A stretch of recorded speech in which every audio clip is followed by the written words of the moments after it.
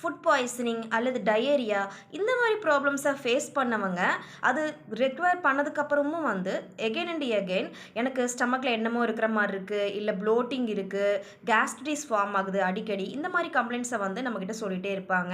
நான் மேலே சொன்ன டிசீஸ் மட்டும் அல்லாமல் வேறு எந்த ப்ராப்ளம் உடம்புக்கு வந்தாலும் அதன் மூலமாக முக்கியமாக அஃபெக்ட் பண்ணுற பாக்டீரியாஸ்னு வந்து பார்க்கும்போது நம்ம ஸ்டமக்கில் உள்ள குட் பாக்டீரியாஸ் தான். ஸோ நமக்குரிய அந்த பிரச்சனை ரெக்கவர் ஆனாலும் நம்ம ஸ்டமக்கில் குட் பாக்டீரியாஸ் அப்படிங்கிறது பழைய நிலைமைக்கு வரதுக்கு கொஞ்சம் டைம் வந்து தேவைப்படும். ஸோ இந்த டைமில் அது ரொம்ப டயர்டாக இருக்கும். இந்த நேரத்தில் நம்ம ஜங்க் ஃபுட்டை தேடி சாப்பிட்றதும், அதுக்கப்புறம் ஆயிலி ஐட்டம்ஸு, நான்வெஜ் ஐட்டம்ஸு இந்த மாதிரி விஷயங்களை அதிகமாக நம்ம எடுத்துக்கும் போது உடனே நம்ம ஸ்டமக் வந்து அக்செப்ட் பண்ணாது. ஸோ குட் பாக்டீரியாஸும் வந்து பார்த்திங்கன்னா ஆல்ரெடி டயர்டாக இருக்கும். ஸோ இந்த நேரங்களில் ப்ரோபயாட்டிக் உள்ள உணவுப் பொருட்கள் அதிகமாக எடுக்கணும். விட்டமின் சி, விட்டமின் டி அதிகம் உள்ள உணவுப் பொருட்கள் எடுக்கும்போது நம்ம குட் பாக்டீரியாஸுக்கு சப்போர்ட் பண்ணி நம்ம ஸ்டமக்கை வந்து சேஃபாக வச்சுக்கும்.